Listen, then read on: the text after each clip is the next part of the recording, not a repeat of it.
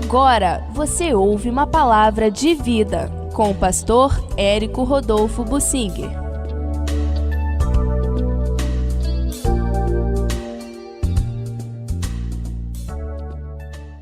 Eu quero falar, e com base no livro de Esdras, no capítulo 10, sobre a necessidade de uma convocação geral do povo de Deus.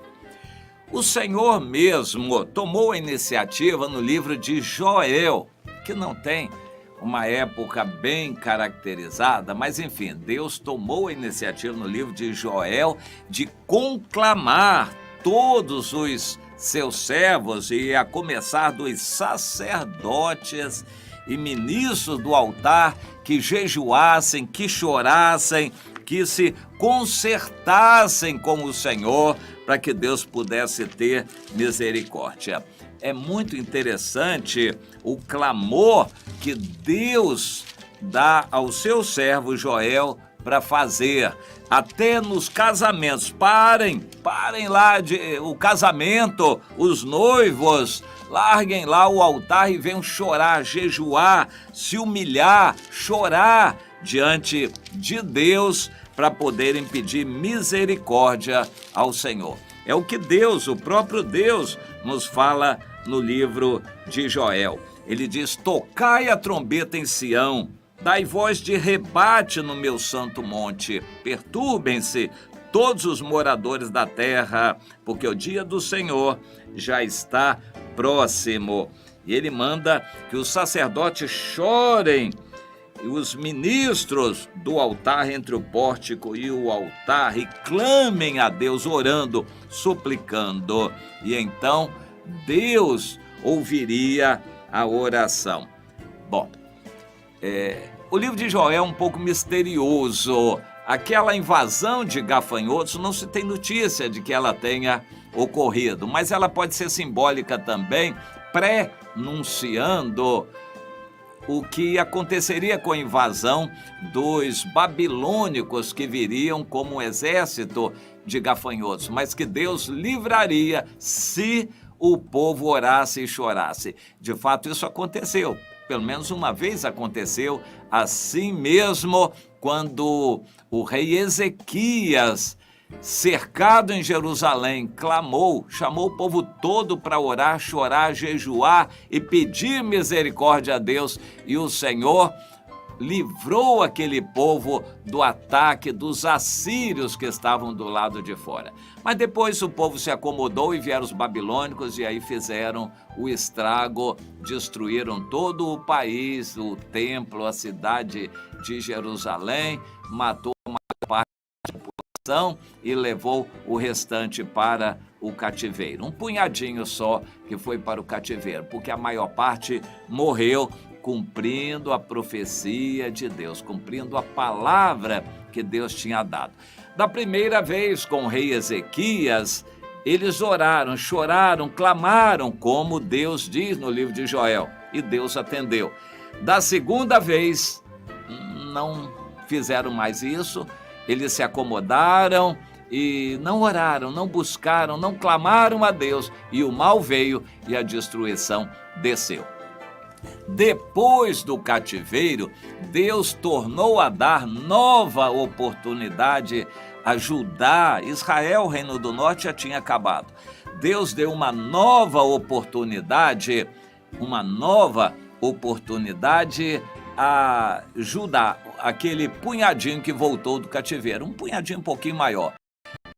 Foram para o cativeiro, 50 mil voltaram, digamos assim, em números redondos, mas 50 mil era um número pequeno em relação a milhões de habitantes que um país normalmente tinha. 50 mil era muito pouco, mas era suficiente para cumprir os propósitos de Deus, basicamente preservar a Bíblia e preservar a linhagem santa, a descendência de Davi, da qual nasceria Jesus.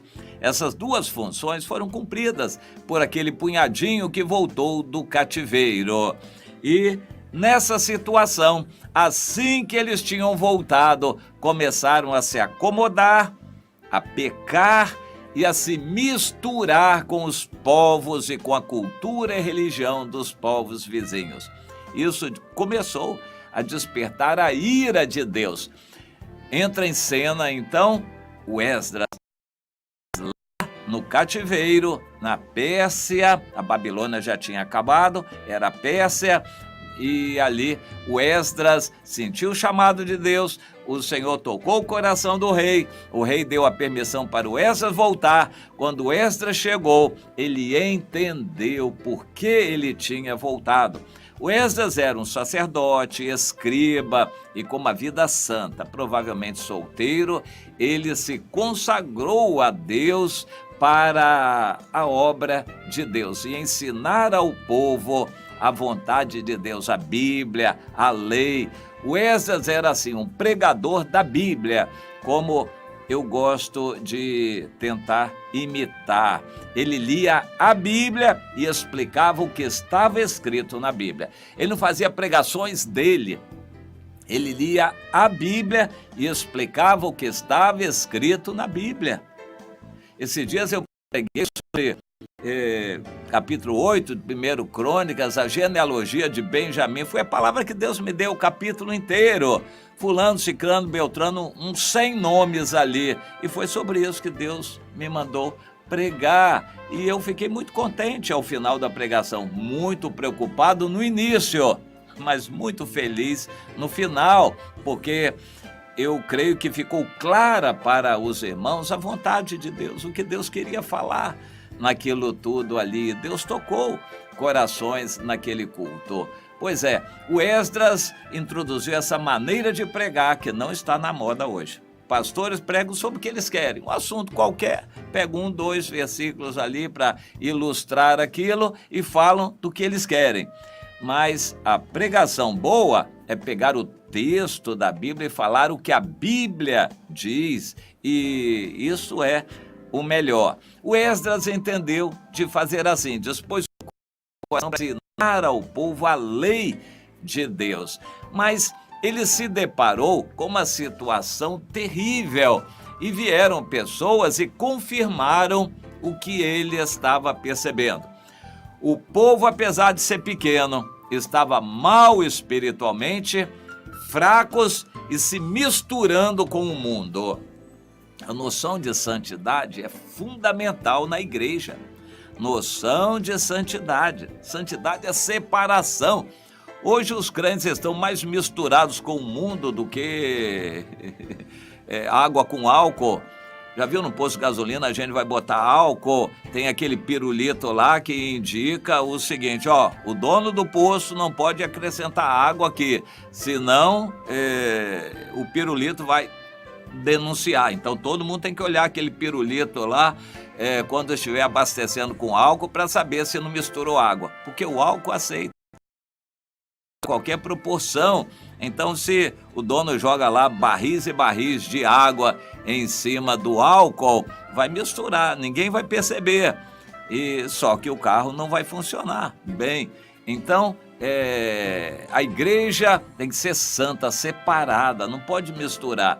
Mas hoje a gente vê que a igreja está se misturando com o mundo, assumindo as bandeiras do mundo, igrejas que pararam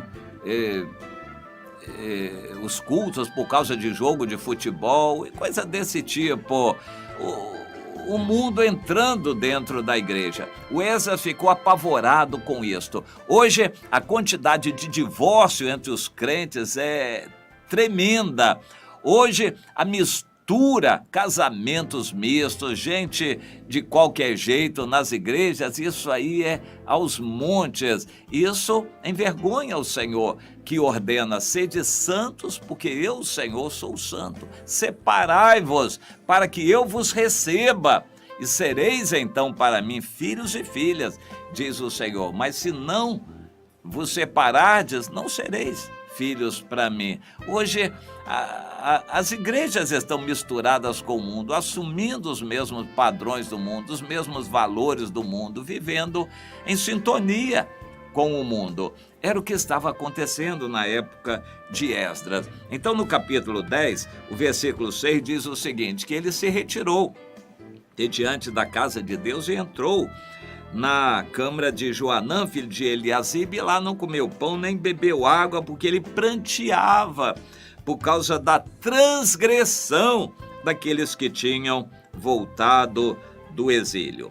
Então, se fez passar um pregão, um anúncio por todo Judá e Jerusalém, para que todos que eram judeus que tinham voltado do exílio se ajuntassem em Jerusalém. Durante 3 dias, eles teriam prazo e teriam que vir todos para Jerusalém. E eles, então, debaixo daquela ameaça, porque se não viessem, seriam punidos e castigados, vieram e em 3 dias estavam todos juntos em Jerusalém. Aquela convocação era uma Assembleia Geral do povo de Deus. E o assunto foi trazido. Nós temos uma lei. A lei diz que nós devemos nos separar, mas o fato é que não está havendo essa separação. Muitos estão se casando com mulheres do mundo e casando suas filhas com homens do mundo e misturando a raça, misturando a cultura e misturando a religião também. Isso é uma afronta a Deus e para podermos ter a misericórdia de Deus, vamos ter que fazer conserto. E quem se casou vai ter que se separar desse casamento errado para manter a linhagem santa, pura, como Deus quer. Bom, é importante a gente fazer uma ressalva. Eles estavam na antiga aliança, não podia haver mistura física. Um judeu não tinha que se casar com uma não judia. Hoje nós temos um critério um pouco diferente. Não é uma questão racial, é uma questão íntima de coração. Casamento misto continua condenável aos olhos de Deus. Que sociedade pode haver entre a luz e as trevas? Que casamento do crente com o incrédulo? Vocês são santos e não devem se misturar se casando com quem não é santo. Bom, hoje a questão é íntima de coração. Cada um tem que avaliar essa situação, porque um casamento misto é um convite ao fracasso, ao esfriamento na fé, à mornidão espiritual e a ser vomitado da boca do Senhor. Uma pessoa, quando se casa com quem não está no Senhor do mesmo jeito, vai comprar antecipadamente muito problema, um enfraquecimento espiritual e uma possibilidade muito forte de perder a salvação. Bom, aquela convocação foi um alerta.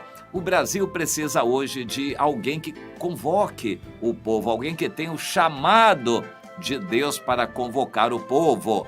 Eu me lembro lá na Argentina, o pastor Ivan Baker, que já morreu, ele tinha um ministério apostólico e ele me disse, tem que haver alguém, algum pastor que tenha poder de convocatória. Ele falava assim, poder de convocatória, poder, autoridade é reconhecida para convocar os outros pastores para cumprirem a ordem de Deus de chorarem pelo Brasil, orarem, jejuarem e pedirem a Deus misericórdia para com o Brasil. Isso não acontece. Os pastores estão indo para os partidos políticos, para fazer candidaturas, para apoiar candidaturas, para receber dinheiro de candidatos e por aí afora. Eles estão com interesses vários, mas não uma convocação para buscar o Senhor. Então, é para a gente entender, existe uma necessidade, aquilo aconteceu e foi bastante necessário para o povo se purificar. As medidas decididas ali foram drásticas, duras. Ter que separar de alguém que não era do povo de Deus foi muito duro. Às vezes nós temos que tomar decisões muito duras também. Na época em que nós vivemos, o princípio da santificação continua válido. Sem a santificação, ninguém verá o Senhor. Mas nas igrejas o que mais existe é mistura, é confusão. E não há santificação. O Senhor diz a santificação é necessária, inclusive para Deus ter misericórdia do país. Caso contrário, a mão de Deus vai continuar pesando por causa do sal insípido, o sal que está insípido. O povo que se chama pelo nome do Senhor, que não é do Senhor, que não se santifica, não obedece o Senhor, não ora, não chora, não clama, não pede misericórdia e, em consequência, Deus não sara a nação desse jeito. Vai ter que algum líder se levantar para convocar os líderes para começarem a orar e chorar. Nós estamos ainda longe disso, mas Deus é poderoso para agir com seu braço forte e fazer as coisas acontecerem.